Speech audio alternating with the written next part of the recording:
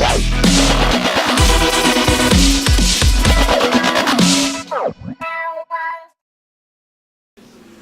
oi, it's Pep Talk UK, it's Frankie B, repping the Pep Talk boys, and I'm joined with my guy. He is here in the building. Big Face, how you doing? Good man, I'm all good.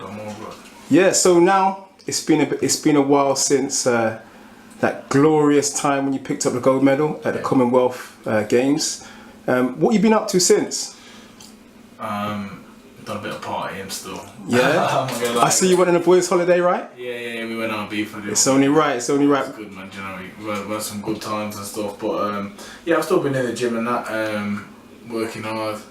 You know, there's not a lot coming up. Well, there wasn't. We're just getting back into the swing of things now. So you know, it's time to pick up training, pick up everything. You know, all the fun times are over for a little while now. So you know, we're back on it and excited for the future.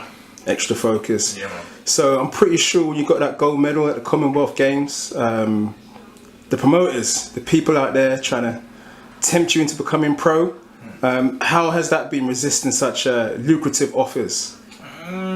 It's not been difficult, to be honest, because I think everyone knows my plans. Like, I'm 27 now, so if I was going to go pro, I could have done it a couple of years ago. But you know, I have dreams and aspirations to the Olympics, and I'm in no rush to chase the money. You know, I'm chasing the dream, not the money. The money will come either way.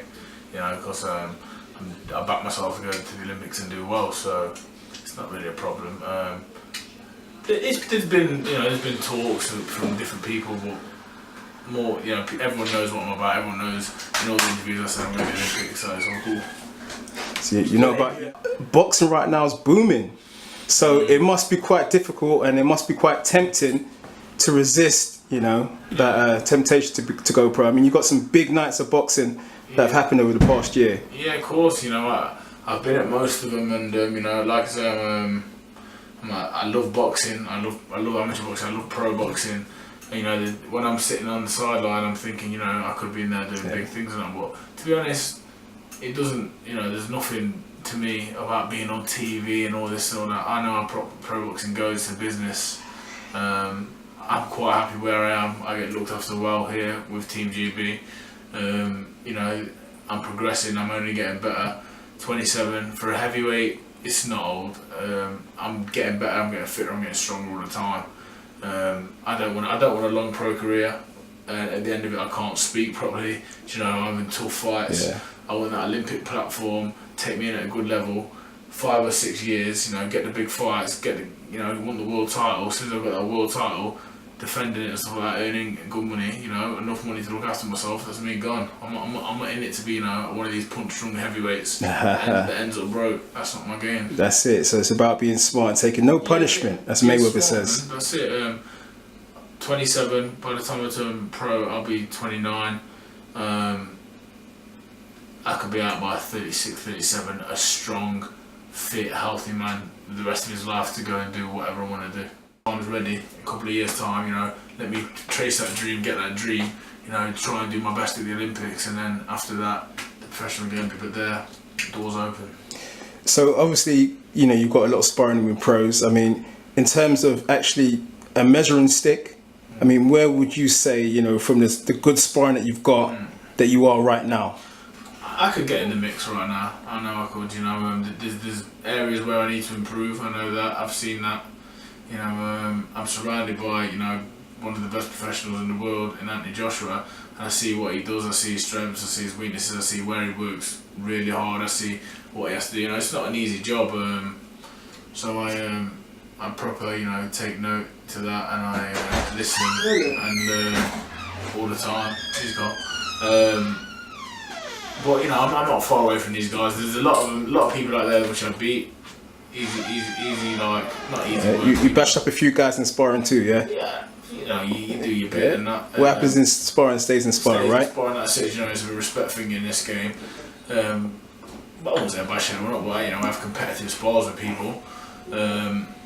And, you know, that it gives me confidence, you know, that when the time is right, I get in the mix and I can do really well. Because it seems like you'll probably follow a similar sort of pathway to Joe Joyce, you know, when he turned pro as well, similar type of age. Yeah. But you know, to be fair, I think Joe was a little bit older than me when he turned pro. But I might be 29 when I turn pro. Yeah. I'm surrounded by young lads here. They keep me young. I feel young. I feel 21. I feel fit, healthy. My mind's sharp. So I'm ready. You know, I'm not an old aging 29, 30-year-old. I'm a young, fit 29-year-old. Yeah, fresh. Do you know what I mean? I've been clever. My career's been guided in a good way. So I've not took too much punishment, nothing like that. With the good work. When it's time to do the hard sparring, we do the hard sparring. When it's time to back off, we back off. So, you know, I'm still all intact up here. That's right, and that super malt keeps you, you know, focused, right? That's it, always. Right, so you mentioned Anthony Joshua. It's not long now till he fights Povetkin. How's he looking in training? Yeah, you know, he never really looks bad, to be honest. He's just done, you know, a good spar there with two solid sparring partners. He's looking really well, fit, strong, focused.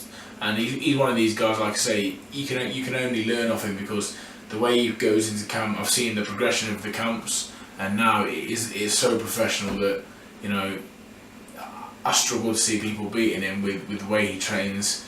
You know, there's no stone left unturned, and it's always developing. The training is always developing different techniques, different ways of training.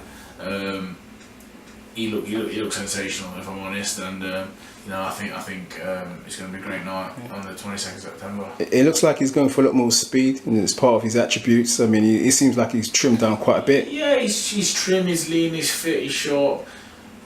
You know, as far as boxing goes, you know, he's as an athlete, he's a pure athlete. So the sharpness and stuff is always there, and I think the powers, you know, can't be questioned. The power's there. Just look at the man, and he can put his shots together. He's got a good brain as well. You know, you don't become Olympic champion by not having a good boxing brain, and then becoming the world champion by not having a good boxing brain. So, you know, he's there, and he's got good people around him. Great coach, Rob McCracken, who guides him well, tell him what to do and not to do.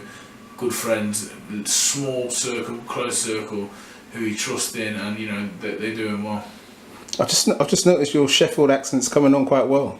Yeah, a little bit. You know. I've been here 10 years. Yeah, I can see it's coming on. A little twang here and there, you know. Right, now speaking of other heavyweights, just to conclude, Tyson Fury was victorious in Belfast last weekend. I mean, what did you make of his victory over 10 rounds? I mean, who am I to comment really, do you know what I mean? But what I will say is that as an entertainment business, you know, it wasn't very good to watch. He says he wanted the rounds, you know, fair enough.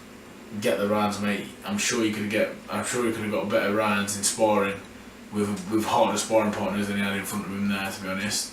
You know, it's an entertainment business. People want to see, you know, the man that claims is the best heavyweight on the planet. You've got to be taking people like that out. I'm sorry, because I feel like I'd take him out. You'd make him into some Italian sausage, as Tyson Fury said. I feel like Joshua, White, Chisora, Wilder, you know, any of the English lads would have took him out, and a lot of the Americans, I'm sure, would have taken him out as well.